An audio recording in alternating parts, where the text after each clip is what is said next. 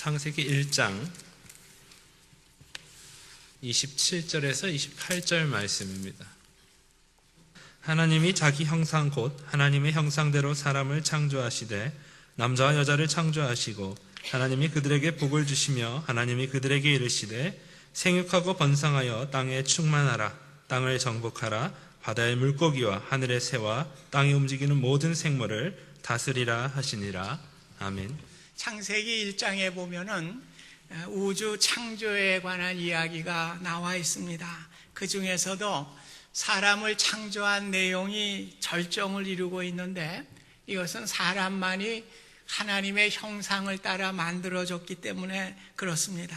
다른 피조물들은 하나님의 말씀에 따라 창조되었지만은 사람만은 하나님께서 흙으로 친히 빚으시고 생기를 불어넣어서 하나님의 형상을 따라 창조하셨습니다. 그래서 창세기 2장 6절 보면 여호와 하나님이 땅의 흙으로 사람을 지으시고 생기를 그 코에 불어넣으시니 사람이 생명이 되느니라. 사람의 창조에 있어서 동물들과 다른 점은 하나님이 생기를 불어넣었다고 하는 것입니다. 이는 영적인 존재를 말씀하고 있습니다. 사람들은 동물과 다르게 영적인 능력을 갖게 됐습니다. 그래서 생각도 할 수 있게 되고 상상력도 가질 수 있게 되고 판단력도 갖는 존재가 되었습니다. 신명기 8장 3절 보면 사람이 떡으로만 사는 것이 아니요 여호와의 입으로 나오는 모든 말씀으로 사는 줄을 내가 알게 하려 하심이라고 말씀했습니다. 인간은 떡으로만 살아가는 존재가 아니에요. 떡을 무시한다는 얘기가 아닙니다. 사람은 영적인 존재이기 때문에 떡으로도 살지만은 하나님의 말씀이 필요합니다. 영적인 만족이 있어야만 우리의 삶의 행복을 누릴 수가 있는 것입니다. 사람이 하나님의 생기를 불어넣어 만들어진 영적인 존재이기 때문에 우리는 하나님과 영적인 교제를 할 수 있는 유일한 존재가 되었습니다. 하나님과 사귐을 가질 수 있는 유일한 존재는 사람밖에는 없어요. 그래서 사람만이 하나님께 기도를 드릴 수가 있습니다.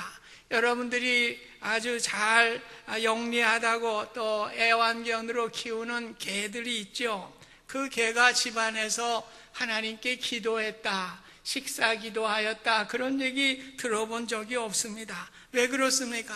영적인 존재가 아니기 때문에 하나님과 교제할 수가 없는 것입니다.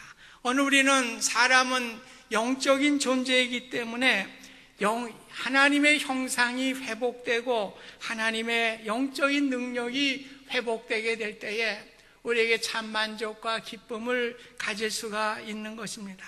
누가복음 18장과 19장에 보면은 부자 청년의 이야기와 삭개오의 이야기가 대조적으로 나오고 있습니다. 이 청년은 물질이 많은 부자였고 사회적으로도 인정받는 청년입니다. 그런데 그에게도 영적인 공고함이 있었어요. 그래서 예수님을 찾아와서 내가 무엇을 하여야 영생을 얻을 수 있겠습니까? 그렇게 이야기를 했습니다. 오늘 이 청년은 영적인 관심도 있었지만은 오늘 자신이 그 예수님께 자랑하기 위해서 내가 모든 율법을 어려서부터 다 지켰습니다. 그렇게 이야기를 했습니다. 예수님은 이 청년의 마음을 꿰뚫어 보셨죠. 그래서 내 재산을 팔아서 다 가난한 자에게 나누어 주라 그럴 때 이 청년은 근심하며 돌아가게 되었습니다. 반대로 19장의 삭개오의 이야기입니다. 그는 키도 작았고 그는 사람에게 주목받고 싶지를 않아서 삭개오는 뽕나무에 올라갔어요. 왜 그렇습니까? 그는 부자였지만은 그에게도 영혼의 만족이 필요했기 때문에 주님을 만나고 싶었습니다. 뽕나무에 올라간 그 삭개오를 주님이 지나가시면서 삭개오야 속히 내려오너라. 오늘 예수님은 삭개오를 만나 주셨습니다. 예수님을 만나기 전에는 갈등과 괴로움과 절망감에 뒤얽혀 있었던 삭개오가 만족함을 갖게 되고 자신의 재산의 절반을 가난한 자에게 나누어 주고 토색한 일이 있다면 4배나 제가 쳐서 갚겠습니다. 그렇게 이야기를 했습니다. 부자 청년은 무엇이 차이입니까? 자신이 인생의 주인인 것처럼 자신을 나타내려고 하였습니다. 그러나 그 인생은 근심하고 돌아가는 인생이 되었습니다. 반면에 삭개오는 잃어버린 영혼이었습니다. 이제 인생의 목자이신 예수님의 품으로 돌아와서 천국의 삶을 살아가게 되고 새로운 삶을 시작하게 되는 은혜를 얻게 된 것입니다. 오늘 형상의 회복은 하나님의 존재를 인정하고 내가 내 인생의 주인인 것처럼 살아왔던 것을 회개하는 것을 말씀하고 있습니다. 그래서 나를 지으신 이도 하나님이시고 나를 부르신 이도 하나님, 나의 나된 것 모두 다 하나님의 은혜인 것을 인정하면서 나의 인생의 호흡이 다하도록 주님과 동행하며 교제하고 주님의 손을 꼭 잡고 주님과 함께하는 이것이 바로 우리의 형상의 회복이라고 하는 것입니다.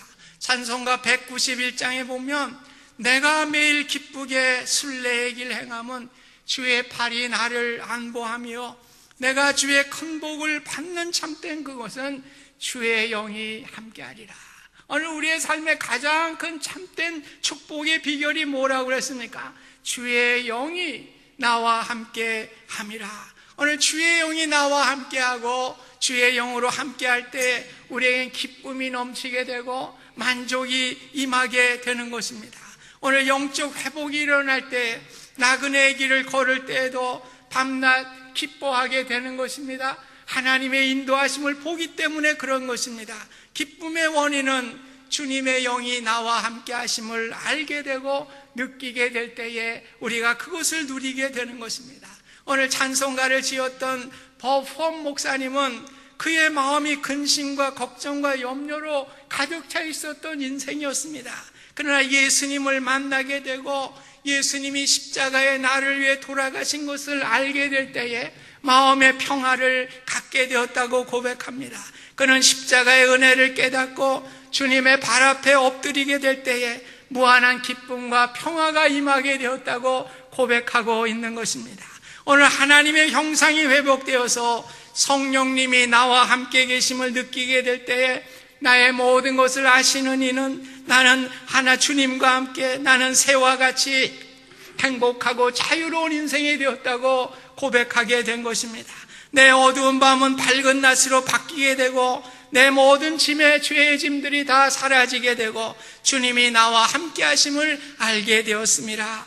오늘 생기를 불어넣어 영적인 존재로 만들어주신 저와 여러분들이 주님이 나의 삶의 주인인 것을 인정하시기를 바랍니다. 그래서 주님과 함께 우리가 동행할 수 있기를 바랍니다. 나의 길을 가는 것이 아니라 주님이 나와 함께 하시고 주님이 인도하시는 그 길을 행하게 될 때에 영적인 능력이 회복되게 되고 주님과 함께 동행하게 되는 기쁨을 누리게 될 줄로 믿는 것입니다. 우리가 영적인 능력이 회복되기 위해서 필요한 것이 무엇일까? 오늘 부활하신 주님이 강조하신 것이 무엇입니까?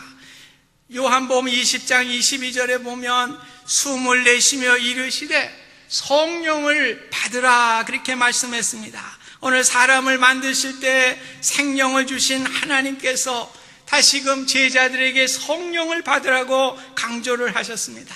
우리는 성령의 충만함을 받게 될 때에 하나님의 형상을 회복하게 되는 것입니다. 그런데 성령의 충만함은 어떻게 우리가 받을 수 있습니까? 오직 말씀과 기도인 것입니다. 사도들이 구제하게 될 때에 헬라파 유대인들이 불평이 많았어요. 자기들의 과부들이 구제해서 소홀함을 받는다고 히브리파들을 원망하게 되었습니다. 이제 사도들이 구제하는 일에 힘이 다 소진되게 되고 너무나 힘들게 되었습니다. 그래서 7 집사를 세우게 되죠. 그 일을 감당하게 되고 사도들은 뭐라 그럽니까? 우리는 오로지 기도하는 일과 말씀 사역에 힘쓰리라 그렇게 고백하고 있습니다. 그렇습니다. 형상의 회복은 말씀과 기도에 달려있는 것입니다. 우리는 말씀을 읽으면서 하나님의 숨결을 느끼게 되는 것이에요. 하나님이 우리에게 주시는 말씀을 그 뜻을 깨닫게 되는 것입니다. 그래서 왕성하게 하나님과 교제하게 되는 역사가 일어나게 되는 것입니다. 또한 우리는 기도하면서 하나님과 대화를 통해서 왕성한 교제가 이루어지게 되는 것이죠. 영적인 존재로 창조하신 이유가 바로 하나님과 교제하기 위해서 우리를 그렇게 창조해 주신 것입니다. 그러므로 말씀과 기도의 생활을 통해서 우리가 하나님의 형상을 회복하는 귀한 역사가 일어날 수 있기를 주님의 이름으로 부탁드립니다. 오늘 우리가 어떻게 기도해야 할까? 오늘 바울이요, 에베소 교회를 향해서 기도를 가르쳐 줬어요. 에베소서 3장 14절에서 19절 말씀입니다. 네, 우리 화면이 좀 너무 길어서, 이러므로 내가 하늘과 땅에 있는 각 족속에게 이름을 주신 아버지 앞에 무릎을 꿇고 비노니 그의 영광의 풍성함을 따라 그의 성령으로 말미암아 너희 속사람의 능력으로 강건하게 하시며 믿음으로 말미암아 그리스도께서 너희 마음에 계시게 하시었고 너희가 사랑 가운데 뿌리가 박히고 터가 굳어져서 능히 모든 성도와 함께 지식에 넘치는 그리스도의 사랑을 알고 그 너비와 길이와 높이와 깊이가 어떠함을 깨달아 하나님의 모든 충만하신 것으로 너희에게 충만하게 하시기를 구하노라. 이 기도를 요약해 보면요, 두 가지예요. 속사람을 강건하게 해달라는 기도였고요, 그리스도의 사랑을 알게 해달라고 하는 기도로 압축될 수가 있습니다. 오늘 우리는 속사람이 강건하게 되기를 기도하라는 것입니다. 우리의 관심은 속사람보다는 겉사람에 많이 있어요. 그래서 용모라든지 명예라든지 물질에 대한 관심을 더 많이 갖습니다. 물론 그걸 갖지 말라는 얘기는 아니에요. 그러나 우리가 속사람에 대해서 더 많은 관심을 가져야 되죠. 그래서 어떤 이는 우스운 얘기도 했어요. 사람들이 돈을 많이 생각하기 때문에 우리 사람들의 얼굴과 눈이 100원짜리 동전과 같이 생겼다, 그렇게 이야기도 해요. 그러나 오늘 바울은 겉사람보다는 속사람에 더 많은 관심을 가져야 할 것을 기도하고 있습니다. 그래서 고린도후서 4장 16절에도 우리가 낙심하지 아니하노니 겉사람은 낡아지나 우리의 속사람은 날로 새로워지는도다 말씀하고 있습니다. 속사람을 강건하게 하는 사람은 어떻습니까? 환경이 험하고 고통스러워도 잠시 물결이 지나가는 것 같이 일어납니다. 호숫가에 돌을 던지듯이 그때는 좀 잔잔한 이러한 것이 물결이 일어나게 되지요. 그러나 우리 속사람을 강건하게 될 때에 곧 잔잔해지는 호수와 같이 되는 것입니다. 이번 사순절 기간에 그리스도의 사랑을 깊이 생각하는 우리의 그리스도의 형상이 회복될 수 있기를 주님의 이름으로 축원드립니다. 하나님과 동등되셨던 주님이 사람이 돼서 이 땅에 오시고 종국의 십자가에 피 흘려 돌아가시고 부활하심을 통해서 우리의 죄를 걸머지시고 구원함을 우리에게 얻게 하여 주셨습니다. 우리 문제는 늘 예수님을 피상적으로 알고 가볍게 생각해요. 그럴 때 기적이 잘 일어나질 않아요. 예수님이 물 위를 걷고 계실 때에 베드로도 나도 좀 걷게 해달라고 요청을 했습니다. 베드로는 주님을 바라보면서 물 위로 통정 들어갈 때 물을 걷게 되는 기적의 역사가 일어나게 됐습니다. 베드로는 예수님을 깊이 생각하고 바라보고 있을 때에 놀라운 기적이 일어나게 된 것입니다. 그러나 제정신이 번쩍 들어서 상식적으로 생각과 현실의 삶으로 돌아올 때 어떻게 내가 물 위를 걸을 수 있을까? 그럴 때 물에 빠져들게 된 것입니다. 우리는 너무나 세상을 바라보게 됩니다. 우리가 빠지는 것은 예수님을 바라보기보다는 내 현실 가운데 세상을 바라보기 때문에 오늘 기적이 일어나지 않는 거예요. 오늘 영혼의 닷을 예수님께 내리고 그 사랑을 깊이 생각하게 될 때에 세상의 노도 광풍이 무섭지 않을 것입니다. 아무리 파도가 물려온다고 할지라도 풍랑이 친다고 할지라도 이 세상의 바다에 빠지지 않게 될 것입니다. 이것이 주님이 주시는 기적인 줄 믿습니다. 믿음으로 풍랑을 빠지지 않고 걸어갈 수 있는 은혜를 주시고 오늘 주님을 바라보면서 오늘 나아가는 우리의 귀한 삶이 있기를 간절히 소원합니다. 오늘 하나님의 형상으로 만들어졌다는 것은 외형적인 모습이 닮았다는 것이 아니에요. 오늘 본문에 우리가 읽은 내용과 같이 다른 피조물을 지배하고 다스리는 것과 이 하나님의 형상은 관계가 있는 것입니다. 고대 근동 지역을 보면 이집트나 바벨론 지역의 왕을 뭐라고 그럽니까? 신의 형상이라고 그래요. 그래서 왕을 신적인 존재로 그렇게 그들이 생각을 했습니다. 그러나 성경은 모든 인간을 하나님의 형상을 닮은 신적인 존재로 말씀하고 있죠. 그래서 고대 근동 지역의 이집트나 바벨론에 있어서는 신의 형상을 가진 그 왕들이 통치권을 가지고 있었지만은 성경이 말씀하는 것은 뭐예요? 하나님의 형상을 받은 우리 인간인 남자와 여자 모든 우리 인간들이 피조물을 통치하고 지배하는 하나님의 형상으로 만들어진 것을 말씀해 주고 있습니다. 시편 8편 5절 6절 보면 사람을 하나님보다 조금 못하게 하시고 영화와 존귀로 관을 씌우셨나이다. 주의 손으로 만드신 것을 다스리게 하시고 만물을 그의 발 아래 두셨다고 말씀하고 있습니다. 하나님의 형상으로 창조된 사람은 다른 피조물들과 비교해서 특별한 존재입니다. 다른 피조물들에게도 생육하고 번성하라고 하는 축복은 다 주셨어요.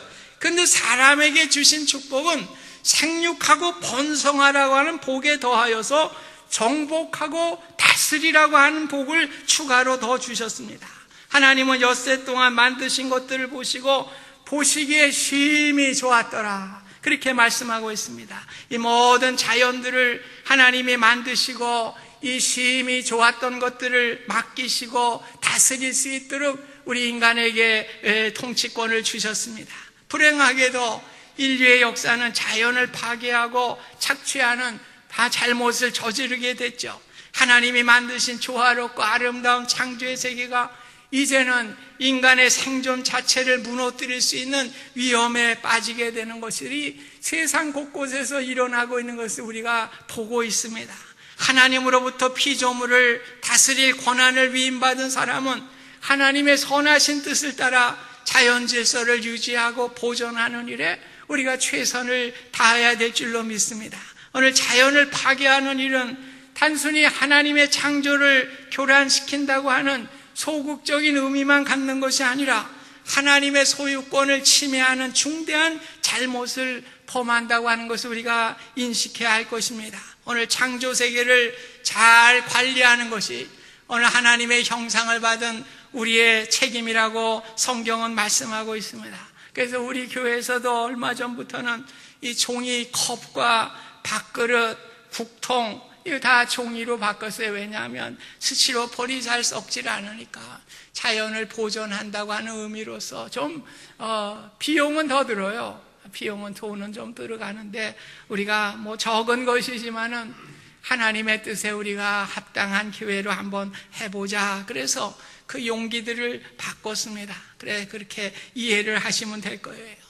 그리고 우리는 자연의 통치뿐만 아니라 영적인 다스림과 정복을 말씀해 주고 있습니다. 사람은 아담과 하와가 선악과를 따먹는 잘못으로 인해서 그 통치권이 사단에게 넘어가게 됐어요. 그래서 예배소서 2장 2절에 보면 너희는 세상 풍조를 따르고 공중의 권세 잡은 자를 따랐으니 누구예요? 사탄입니다. 오늘 사탄에게 상당한 권세를 가지고 이 세상을 지배하는 통치권을 갖게 되었습니다.